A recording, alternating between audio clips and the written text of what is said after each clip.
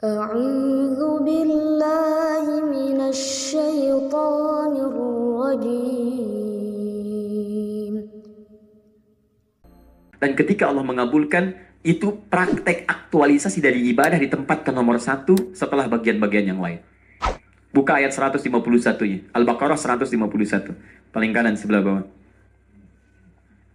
Kama arsalna fikum. Sebagaimana kami telah utus bagi kalian seorang rasul. Jadi 30 generasi sebelumnya berdoa, setelah itu baru dikabulkan. Dan hasil doa itu, Nabi Ibrahim, Nabi Ismail tidak langsung menyaksikan. Jadi Nabi Muhammad itu keturunan dari Nabi Ibrahim lewat Nabi Ismail. Kakek buyutnya, datuknya yang lama berdoa, tapi ketika doa itu dikabulkan oleh Allah, yang berdoa tidak bisa menyaksikannya lagi, sudah tidak ada. Ini memberikan gambaran kata para ahli tafsir, doa itu tidak akan pernah ada kerugian di dalamnya.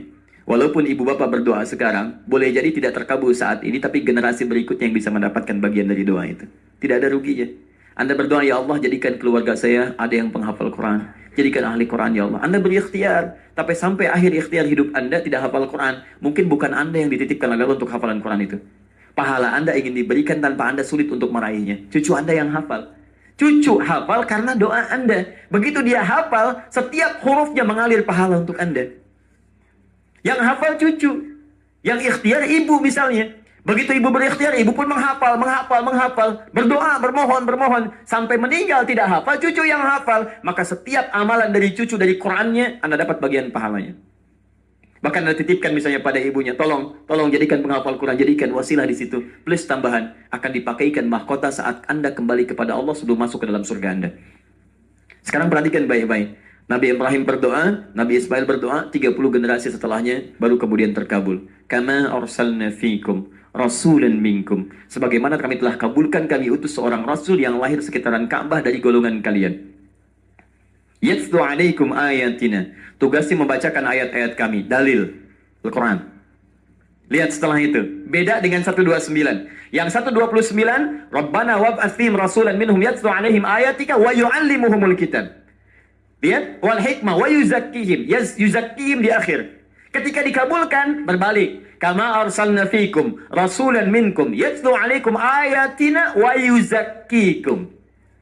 Baru wa yu'allimukumul kitab 3, wal hikmah 4, wa yu'allimukum ma lam takunu ta'lamun. Lihat, tazkiyatun nafas jadi awal setelah dalil. Setelah Quran, fungsi Quran apa? Memberikan keindahan, kebersihan, kesucian dalam jiwa setiap muslim. Sehingga ketika jiwanya suci, semua yang keluar di seluruh tubuhnya itu nilai-nilai kebaikan, kemuliaan.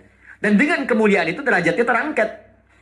Anda cukup jadi orang baik untuk mendapatkan pujian dari Allah Subhanahu wa Ta'ala. Sifat baiknya dibagi dua, baik dengan Allah, baik dengan makhluk. Baik dengan Allah adalah orang-orang yang selalu konsisten menyembah Allah tanpa pernah meninggalkan perintah dan larangannya. Jangan cuma baik pada manusia, begitu dipanggil sholat, terlambat. Atau tidak sholat dan sebagainya, itu bukan baik. Cukup Anda menjadi orang baik menurut Allah, maka sempurna kehidupan kita dengan izin Allah Subhanahu wa Ta'ala. Paham sampai sini? Nah sekarang kalau ada orang kemudian sholat, ibadah, tapi nilai tazkiyah tidak keluar dalam hidupnya, tidak teraktualisasikan dalam elemen tubuhnya, maka ada yang belum sempurna dalam sholatnya. Untuk itulah kemudian pasca sholat dia dilatih kembali untuk mengingat Allah Subhanahu wa Ta'ala lewat amalan-amalan penyempurna dari ibadah sholatnya. Itulah yang kemudian disebut dengan zikir namanya. Paham? Di zikir, tafsir pertama adalah aktualisasi dari nilai sholat. Zikir yang kedua dipahami oleh para ulama, itu amalan-amalan yang diajarkan langsung oleh Nabi, yang dengan amalan itu menyempurnakan nilai-nilai salat untuk dibawa dan ingat kepada Allah Subhanahu wa Ta'ala.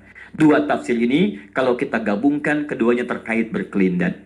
Di orang-orang yang belum terhubung dengan Allah setelah salatnya, maka kerjakanlah amalan-amalan ini untuk melatih ia semakin terhubung dengan Allah Subhanahu wa Ta'ala. Paham sampai sini? Baik, pertanyaannya, amalan apa saja yang disebutkan dalam bentuk kalimat zikir ini dalam turunan-turunan Al-Quran dan disusun kemudian lewat hadis-hadis Nabi Sallallahu Alaihi Wasallam. Sepeda. Mohon maaf saya kalau agak terlampau cepat menyampaikannya, karena ini baru pembukaan yang kedua ya. Nah ini setelah itu baru kemudian kita mulai inti bahasannya. Saya mohon izin untuk melambatkan sedikit. Saya terlampau cepat? Tidak ya? Baik. Alhamdulillah.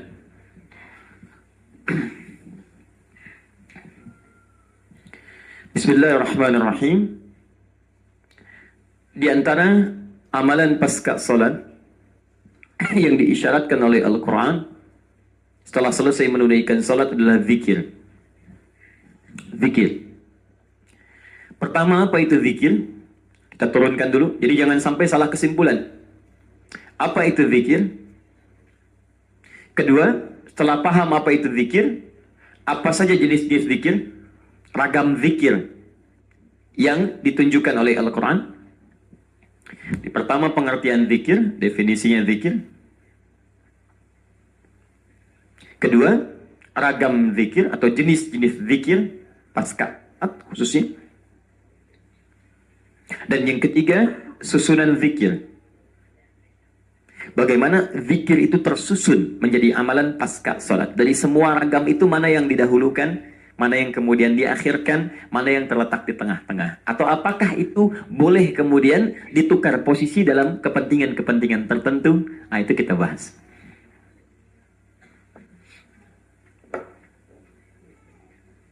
Sudah?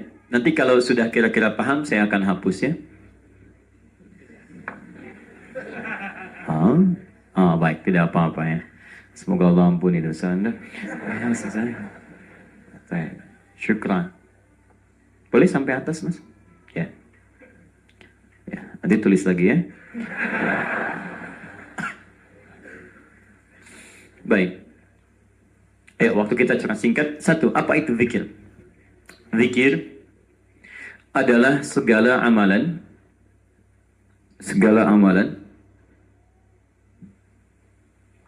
dan atau aktivitas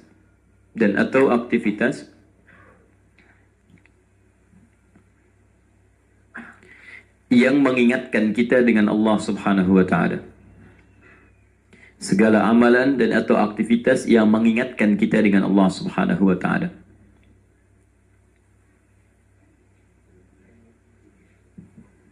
Tahan sebentar. Nah, tahan. Ternyata ada paparan dalam Al-Quran, sesungguhnya semua aktivitas orang-orang beriman itu harusnya zikir. Di semua perbuatannya mesti ingat kepada Allah. Saat minum, ingat Allah. Saat makan, ingat Allah. Saat berdiri, ingat Allah. Bahkan saat tidur, akan tidur, dia ingat Allah. Karena itu turunlah kemudian satu ayat khusus di surah Ali Imran. Kalau dirangkai dari ayat 190-nya sampai 191. 190 untuk pembukaannya, sifat orangnya, dan 191 keterangannya. Ya, inna fi khalqis samawati wal ardi wa ikhtilafil laili wan nahari la ayatin liulil albab. Siapa ulul albab itu? Lanjutkan ayatnya. Alladzina yadhkurunallaha qiyaman wa qu'udan wa 'ala junubihim. Begitu sudah ingat Allah, wa yatafakkaruna fi khalqis samawati wal ard. Di orang-orang ulul albab itu dari kata lub. Lub itu inti sesuatu. Pernah lihat kelapa? Kelapa kalau dibelah kan, pesan misalnya es kelapa, tapi jangan dituangkan ke gelas misalnya ya, dengan kelapa-kelapanya. Kemudian ketika Anda belah, bukankah di dalam kelapa itu ada lapisan yang sangat putih halus ya? Yang bening, ya, yang halus lembut ya di dalamnya itu. Nah, itu kan untuk mendapatkan itu Anda harus buka dulu ya. Ada kulit luarnya yang paling keras, ada batakoknya di dalamnya gitu kan. Kemudian setelah itu kemudian Anda buka, ada bagian dagingnya lagi sampai menemukan yang paling lembutnya. Nah, itu yang disebut lub dalam bahasa Arab. Inti kedalaman sesuatu. Itu yang paling enaknya. Yang paling dalamnya. Jamaknya disebut dengan albab. Ini bahasa kiasan indah dalam Al-Quran. Ada orang-orang yang ketika dia beraktivitas, dia bisa menemukan inti kehidupannya. Alhamdulillah. Bukan cuma beraktivitas dengan lisannya, dengan kulitnya, dengan bagian dari luarnya saja. Tapi dia menemukan esensi. Contoh, siapa orang ini? Orang-orang yang beraktivitas dengan inti kehidupannya, yang paham dia dengan nilai dirinya, maka ketika dia beraktivitas, semua aktivitasnya tidak akan keluar dari zikir. Misal, dia melihat bintang, melihat bulan malam hari misalnya, bagus, indah, tersusun rapi, maka orang-orang zikir akan keluar langsung dari inti dirinya. Langsung, pikirannya cepat. Wa yatafakkaruna fi khalqis samawati wal ard. Pikirannya merespon dari zikirnya, langsung menyimpulkan kalimat, mustahil ada yang menciptakan ini kecuali Allah. Masya Allah, ya Allah, ma khalaqta hadza batila. Begitu indah ciptaanmu. Tapi orang-orang yang belum sampai kepada lub, baru cuman kulitnya, luarnya, dia hanya akan memuji bendanya. Bintangnya bagus ya. Susunannya hebat. Kira-kira membentuk apa ini? Oh, kayak ayam di belakang. Oh, mah. Jadi semuanya hanya cuma luarnya aja, kulit dan seterusnya. Ada anak kemarin yang dipuji, diarahkan pujian kepada Allah oleh Syekh Khalid bin Abdullah Al-Hamudi. Tokoh luar biasa. Beliau duduk di kursi roda, tapi kursi yang menuntun beliau untuk memimpin orang-orang bergerak dalam kemuliaan. Ada seorang anak diuji oleh beliau. Anaknya masih kecil, tapi hafal sudah 13 juz Al-Quran. Usia 6 tahun. Dan hafal ibu kota negara-negara di dunia, plus mata uangnya. Yang paling menarik bukan hafalannya yang indah. Saya sampai, Masya Allah, kita semua lah ya, kita berkalimat-kalimat thayyibah kepada Allah. Ditanya oleh beliau, sudah siap? Apa jawaban yang keluar? Alhamdulillah. Sudah siap? Insya Allah. Apa kabar? Alhamdulillah. Sampai semua ulama pada saat itu tercengang. Sampai Syekh Khalid mengatakan, saya tanya sudah siap? Jawabannya insya Allah. Saya tanya apa kabar? Jawabannya Alhamdulillah. Di lisannya selalu keluar kalimat-kalimat yang thayyibah. Itu orang tuanya yang mulia itu. Dengan izin Allah subhanahu wa ta'ala. Orang tuanya bagaimana menghadirkan kalimat-kalimat itu. Ada anak yang disuntik, takut. Tapi anak ini, astagfirullah. Ya Allah, ya Allah. Ampuni dosa yang nyuntik, ya Allah. Bisa ya. Bisa. Kalimatnya indah. Coba lihat teman-teman. Ya, kalau orang tuanya cuma ngasih mainan-mainan biasa, maka yang keluar mainan di lisan anaknya. Tapi ketika Anda dekatkan dengan Allah, maka kalamullah itu yang hadir dalam dirinya. Hadir. Coba ya, nanti biasakan. Sudah ada penelitian teman-teman. Saya ambil contoh kalau mau mudah anaknya hafal Quran.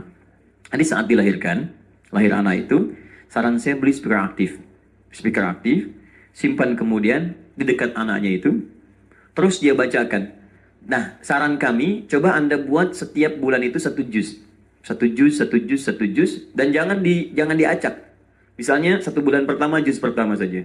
Bulan kedua juz kedua. Begitu selesai 30 bulan, 30 juz selesai pada dirinya, itu sama dengan 2 tahun setengah.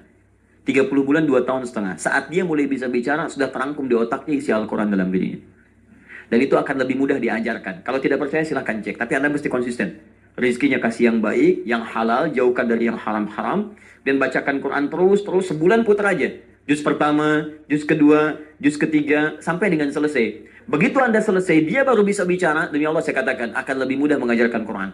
Ada satu keluarga pernah mempraktikkan ini, dan tidak keluar dari usia 4-5 tahun sudah khatam Quran dengan bitalaqah. 4 tahun sudah hafal Quran. 4 tahun. Lebih mudah. Alhamdulillah. Ya, lebih mudah. Fajar itu dibacakan saat dia diberikan ASI. Ayahnya bacakan. Yang keluar Quran. Dan dari itu semua sudah sama. Semua gelombang-gelombang otaknya sudah dilihat. Di MRI dan sebagainya, itu cepat menangkap teman-teman sekalian. Tapi jangan diacak. Kami pernah praktekkan di rumah. Coba kita acak. Nah, ternyata hafalan ketika dicek tidak konsisten. Apa diantaranya? Anak itu menangkap, Pak, Ibu. Cepat menangkap sekali. Jadi begitu kami cek Juz Amma, An-Naba, dia bisa lompat ke Al-Baqarah. Padahal kami belum pernah ajarkan Al-Baqarah sebelumnya. Tapi di lisan anak itu ada memori yang kemudian dia bisa keluar. Dia ingatnya itu kan Quran, selesai nyambung ke sini. Nah, Anda kalau urutkan dengan benar itu bisa cepat. Termasuk kita insya Allah kalau ingin cepat hafalan Qurannya, program aja. Dalam sebulan juz ini dulu. Terus dengarkan. Ya, Papa lagi di mana? Alif Lam Mim. Sudahlah. Sini dulu ya. Paham ya? Nah, jadi satu itu orang-orang yang seharusnya orang-orang yang benar itu semua aktivitasnya zikir, mampu mengingatkan dia dengan Allah. Makannya ingat Allah, minum ingat Allah sehingga berkah. Yadhkurunallaha qiyaman wa qu'udan wa 'ala junubihim. Nah, untuk mendapatkan itu semua, maka kita mendapatkan latihan langsung dari Nabi sallallahu alaihi wasallam pasca salat. Apa di antara amalan-amalan zikir yang melatih kita ingat Allah itu? Awas, kenapa saya penting sampaikan ini di awal? Supaya kita tidak... Ada sebagian dari teman-teman kita yang ketika berzikir pada salat itu, setelah salat, berzikir pasca salat, maaf, orientasinya hanya menuntaskan amalan saja. Sadaqallahul azim.